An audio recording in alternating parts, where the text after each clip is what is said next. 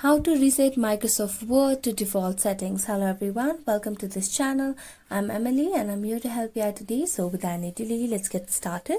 So to reset the Microsoft Word to default settings, all you have to do is just go to the settings of your device over here and then tap on apps.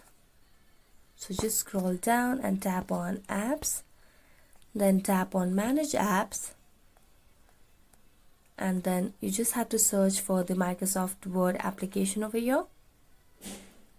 So let's search for Word over here.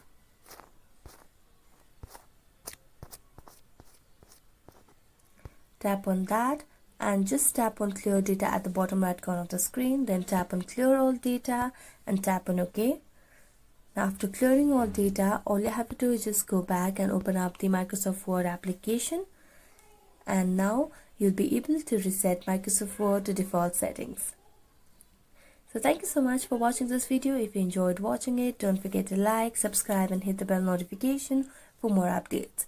That's it for today. See you next time.